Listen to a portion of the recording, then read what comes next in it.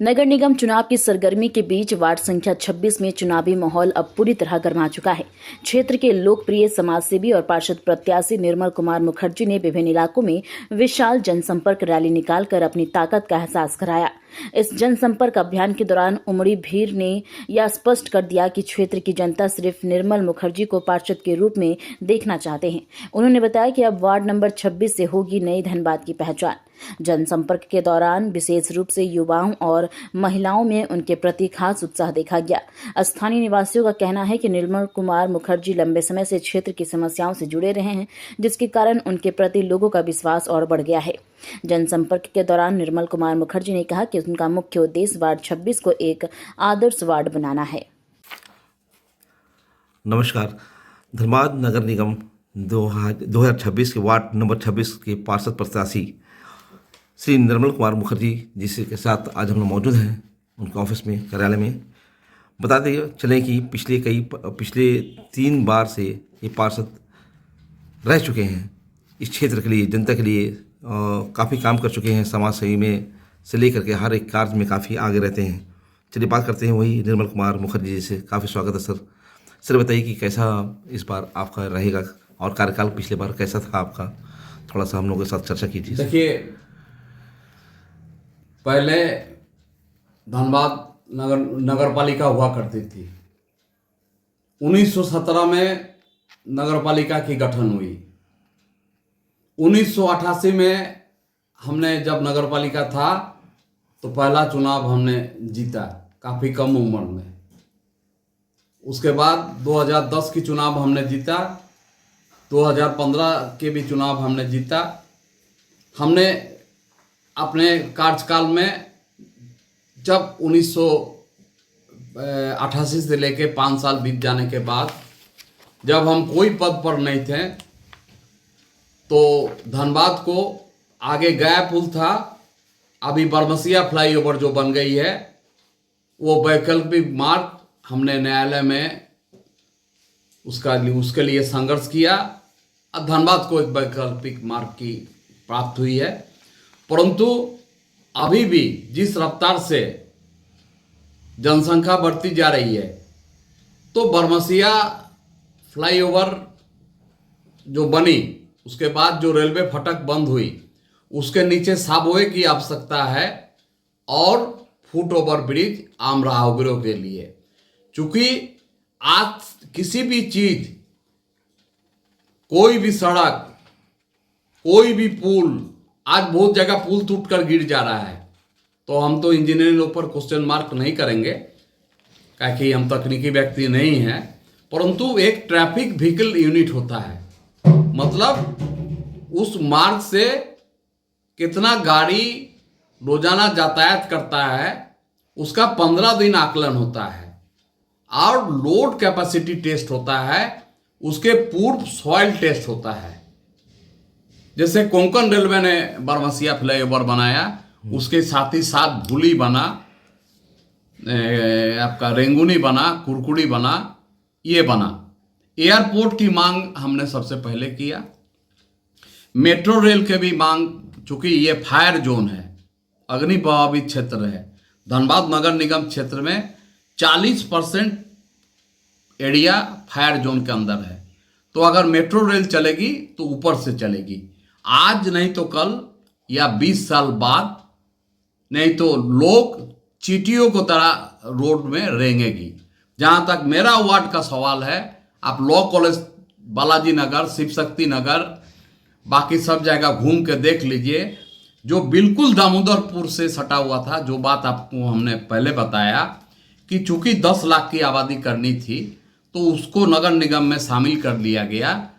और 2010-15 में क्या स्थिति थी और 15-20 में क्या स्थिति है, हर जगह सड़क बन गई है, नाली बन गई है, बिजली की पोल लग गई है, ट्रांसफार्मर लगी है, नाला बना है, आप जाके देख सकते हैं। अभी विकराल समस्या है वहां, चूंकि 3 चीज होता है, एक डार्क जोन, एक ड्राई जोन। तो ये डार्क जोन के अंतर्गत आता है। वहां जल की भीषण समस्या है, काहे कि बोरिंग करने से ही पत्थर निकल जा रहा है।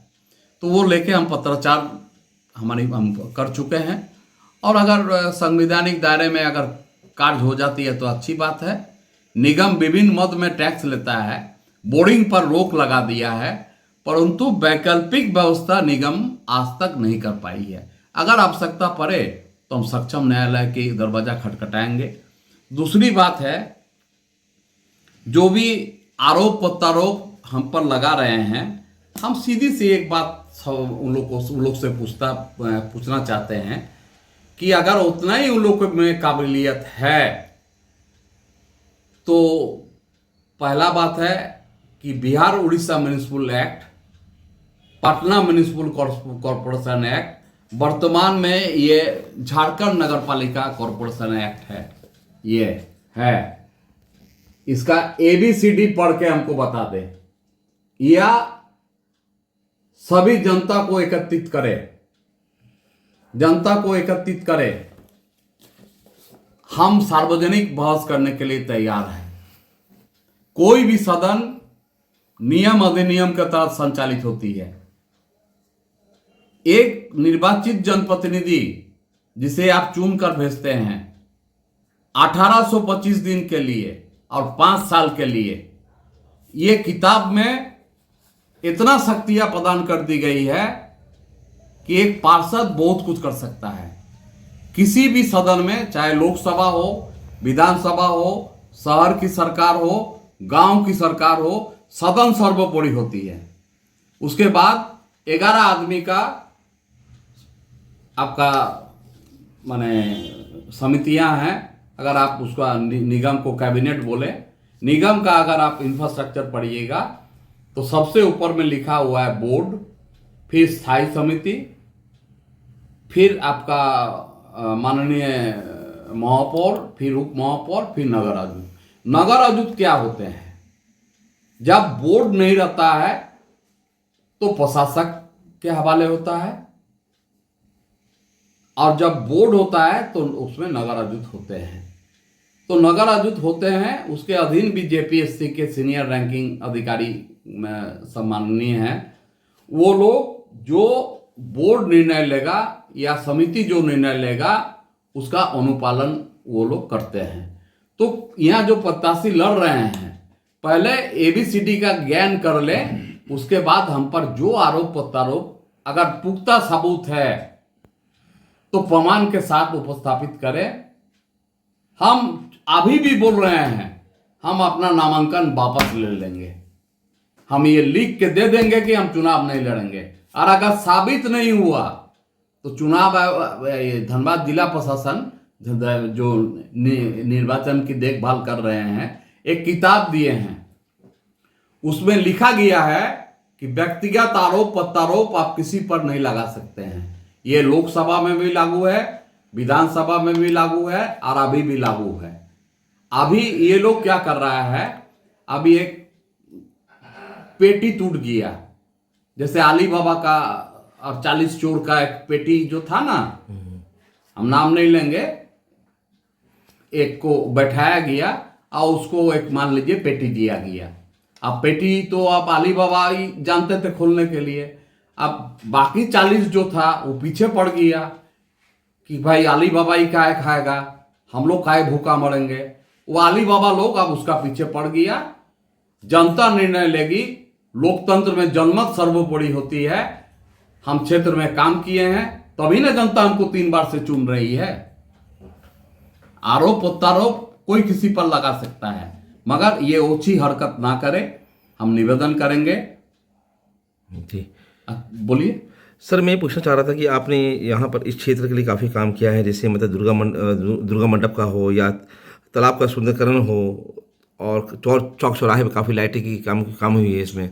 नहीं, चौक चौराहे में नहीं हुई है, हमारे यहाँ चौक चौराहा नहीं है। स्ट्रीट लाइटें जो लगाई गई थी, नहीं सुनिए, 14 फाइनेंस के अंतर्गत जहाँ जहाँ इंटीग्रेटेड रोड बनी है वहाँ लाइट लगी है, तो वहाँ कुछ लाइट अभी नहीं जल रही है, चूंकि बीच में ACB जांच की बात आ गई है। और 2 जगह आपका सेट बना, हीरापुर हरि मंदिर और DS कॉलोनी में। लॉ कॉलेज के पास कुछ जल मैदान का भी कुछ नहीं प्रस्ताव है, प्रस्ताव किया है, वो प्रस्ताव है और वो विचाराधीन है। हम तो आपको बोले जी कि अगर सीधे उंगली से घी नहीं निकली तो उंगली हमको टेढ़ा करने आता है। कैसे करके? पानी हमारी संवैधानिक अधिकार है, अब पानी हम लोग को दिला के रहेंगे, ये हम वचनबद्धता दोहराते हैं। और अनाप शनाप ये लोग बयानबाजी ना करें, पुख्ता सबूत है, संवैधानिक दायरे में रहकर चुनाव लड़े। और सर तालाब के शुद्धिकरण के लिए कुछ अपना कुछ आगामी कदम? नहीं भाई, हम ही ने तो प्रधानमंत्री कार्यालय को लिखा, और 2016 में भी एक चिट्ठी आया था रेल मंत्रालय से कि रेलवे के अंतर्गत जितने भी तालाब है जी, उसको साफ सफाई और सौंदर्यीकरण उसका करना है। एक चीज ये लोग और नहीं कर रहा है, इतना जल संकट से इन लोग को झेलना नहीं पड़ता। जितना पुराने कुआं है रेलवे कॉलोनी में देखिएगा, बहुत कुआं है, अगर उसको साफ करके पंप लगा के ऊपर में एक टैंकी बैठा के कम से कम 400-500 घर में आप पानी दे सकते हैं।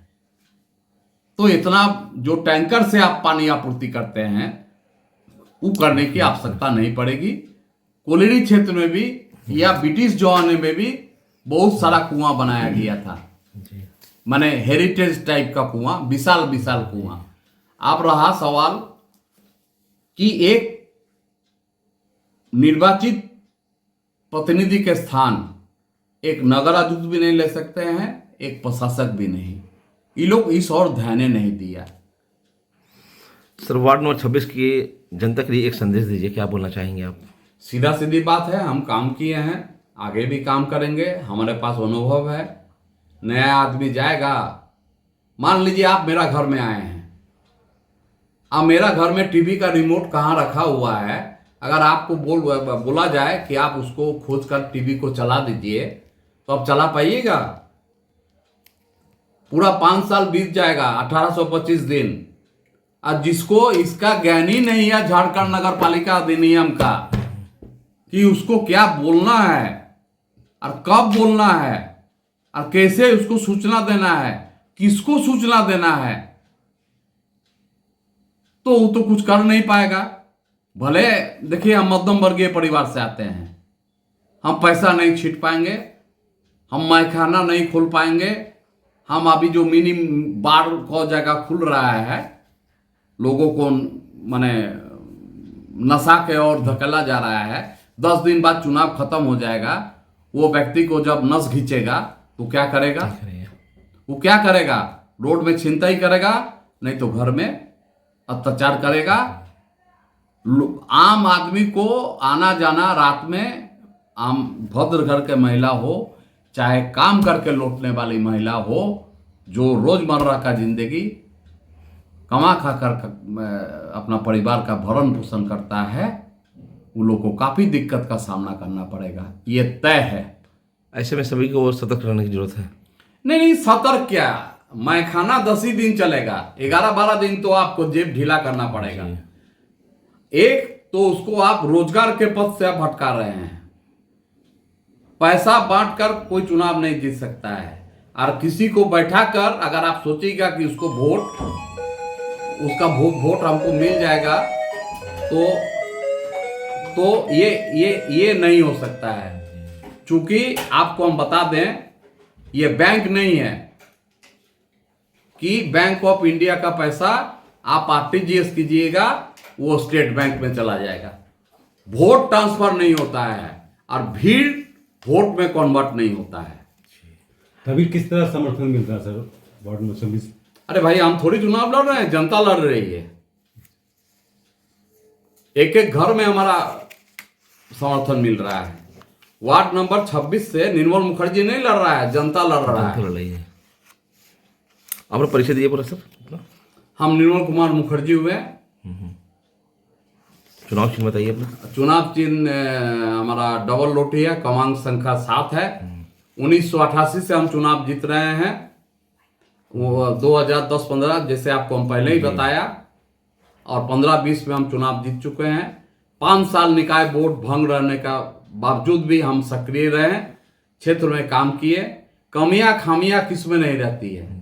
जो लोग आज बड़ा डायलॉग बाजी कर रहे हैं कि हम व्हाट्सएप कमेटी बना देंगे, ये बना देंगे, ये एक्ट में है वार्ड समिति बनाने की, जिसका अध्यक्ष होगा उस क्षेत्र का पार्षद।